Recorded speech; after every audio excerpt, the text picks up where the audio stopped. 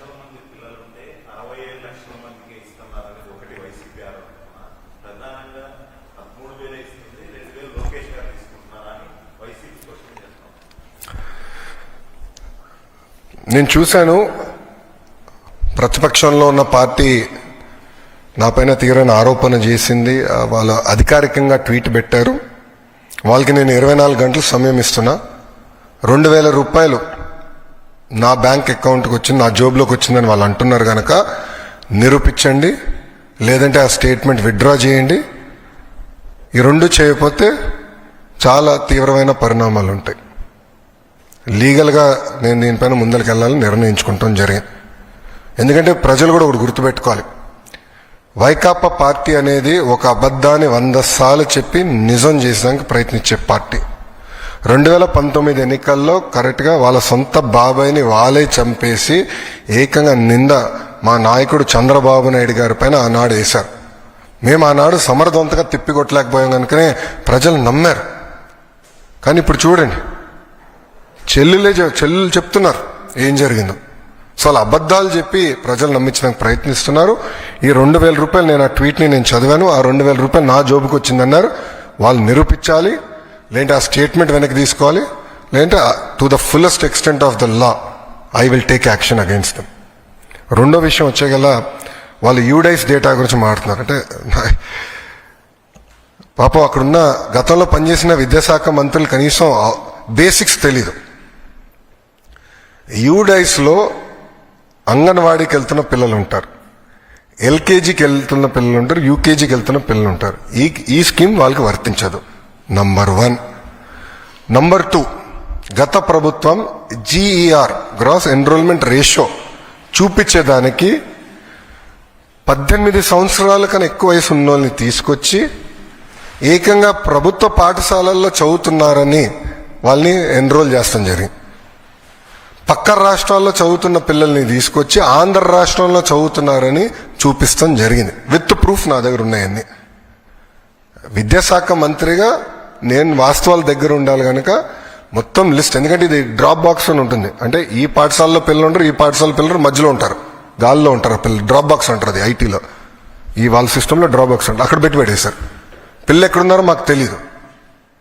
మొత్తం వెరిఫై చేస్తే దొంగ లెక్కలు ఉన్నాయని తేలినాయి.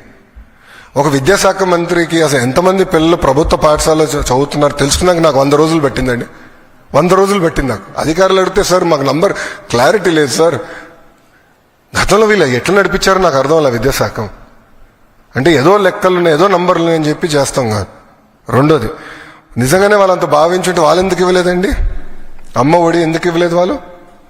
ఈరోజు మేము ఇస్తున్నాం. అర్హులు ఎంతమంది ఉన్నారో వాళ్ళు ఇచ్చేదాకా మేము సిద్ధంగా ఉన్నాం. మొత్తం లిస్ట్ GSWS ముందర పెడతాను, బయట పెడతాను. లేదంటే ఎవరన్నా రాలేదనుకుంటే మన మిత్రకెళ్ళి ఎందుకు రాలేదో తెలుసుకోవచ్చు, కరెక్ట్ చేసిన మార్గం కూడా ఇస్తున్నాం. సో అర్హులు ఎంతమంది ఉన్నా ఇచ్చేదానికి కూటమి ప్రభుత్వం సిద్ధంగా ఉంది.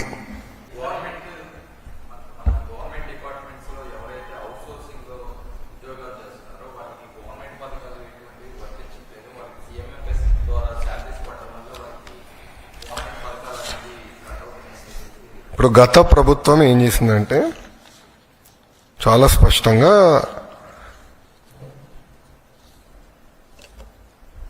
ప్రభుత్వంలో అంటే ఈ అవుట్ సోర్సింగ్లో పనిచేస్తున్న వాళ్ళ జీతం ఎంత వస్తుందో తీసుకుని దాని ప్రకారం వాళ్ళు ఒక సిస్టమ్ పెట్టి ఇచ్చారు. అదే మేము పాటించాం.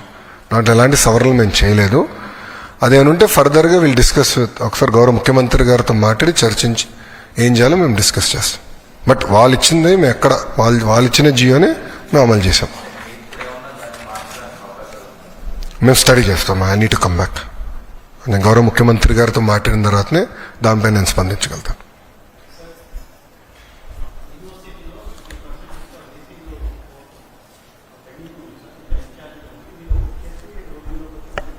అవునమ్మా.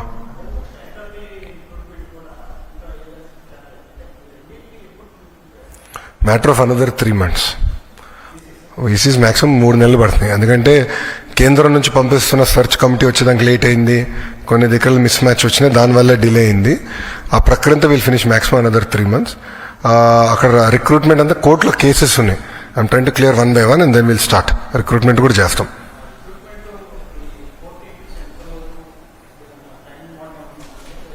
అది మీరు జడ్జిల్ని అడగాలమ్మా, నేనేటో సమాధానం చెప్తా చెప్పు. It has its process. I can only fight in the court కదమ్మా. నేనే ఇస్తాను టైం లేని జడ్జెస్ కదా కరెక్ట్గా.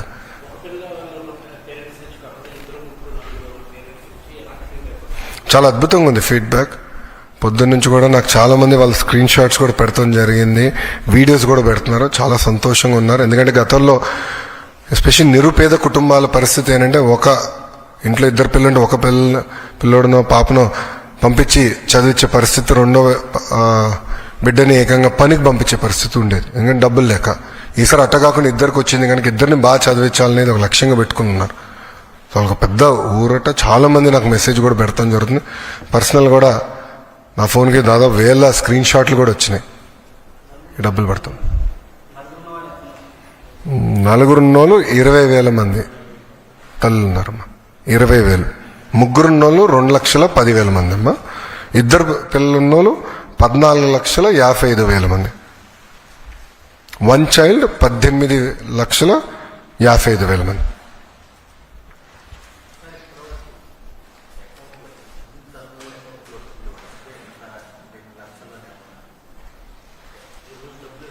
అవునమ్మా.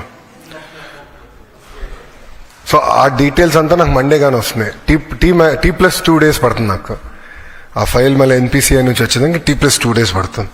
సో నిన్న రాత్రి యాక్చువల్లీ నిన్నే పడాల్సిన డబ్బులు ఏమైందంటే, మేము NPCIకి పుష్ చేసేగల వాళ్ళ అక్కడి నుంచి వేసాక ఆలస్యం పడింది. అంటే నిన్నే మొత్తం డబ్బులు పడే పరిస్థితి. కొంచెం నిన్న కొంత పడింది, ఈరోజు మొత్తం పడిపోయింది. Yes sir.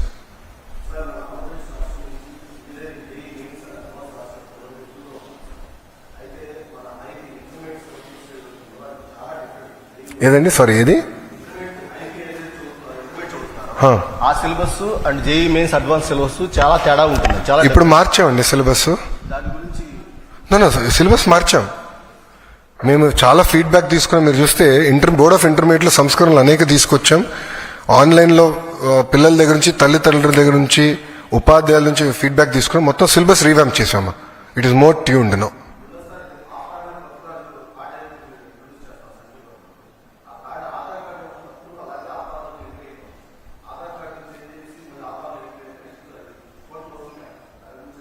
I'll come back.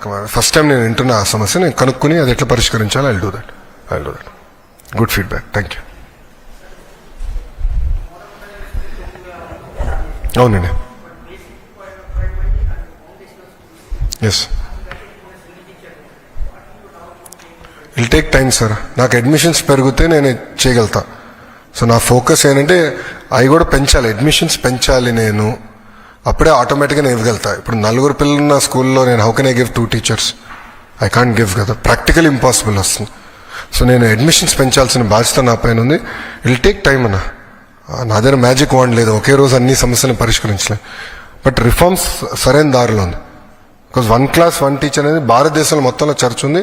నేను అనుకుంటాం ఆంధ్ర రాష్ట్రం will be among the top 3 in the country where we are able to do 1 class 1 teacher in primary. 45 ఇచ్చాం సార్, తగ్గించాం. ఆ ట్రైబల్ ఏరియాలో ఇంకా తగ్గించాం. మేము వాళ్ళకి అక్కడ లోకల్గా అవకాశం ఇచ్చాం. దానివల్లనే 9,600 వచ్చినాయి సార్. అదే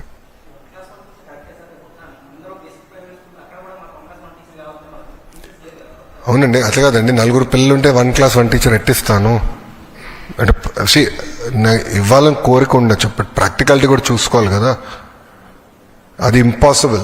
కానీ నాకు అడ్మిషన్స్ పెరిగితే ఆటోమేటిక్గా వాళ్ళు అర్హులు అవుతారు అని అది నేను ఇస్తాను. That I'll take care. No, DSC every year ఇస్తానని చెప్పా కదా. డిఎస్సి నేను మీరు మీడియాలో నేను ప్రెస్ రిలీజ్ ఇచ్చా కదా. Every year we're going to do DSC అమ్మా, నో సెకండ్ థాట్స్. గత ప్రభుత్వంలో కాదు. అండ్ డిఎస్సి నోటిఫికేషన్ కొంతవరకు మాస్టర్ చేసాం అనుకుంటున్నా. ఎందుకంటే 24 కేసులు తట్టుకున్నాం స్వామి. హైకోర్టు, సుప్రీంకోర్టు ఎక్కడిసినా కేసులు ఇప్పించింది వైకాపా. అయినా తట్టుకున్నాం మేము. I believe it's one of the best DSC notification we have done. Okay, boss? So, tell us a bit more about the Center for Energy and Cyber Resilience. I'll come back on that. I want to only focus on school education today. Thank you.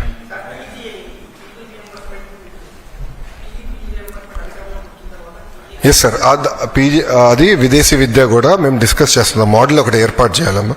We are working on it, will come back. అందుకే చెప్పా కదా, higher education పైన skill development కొంచెం ఎక్కువ time పెట్టాలి. అది streamline చేయాలి.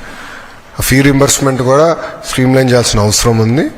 అది మేము డైరెక్ట్గా ఎటుగో కాలేజ్ అకౌంట్లో వేస్తాం. తల్లిదండ్రులకు ఎలాంటి ఇబ్బంది లేదు, డైరెక్ట్ కాలేజ్ అకౌంట్లో వేస్తాం.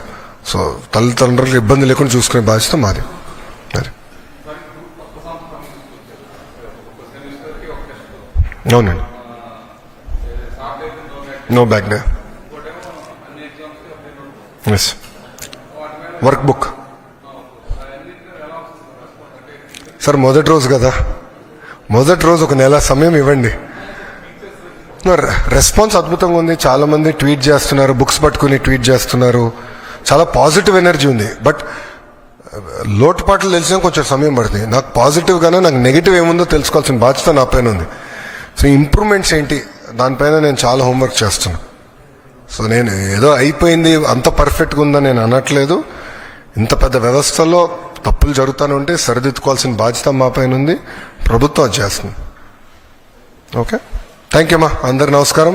జై హింద్.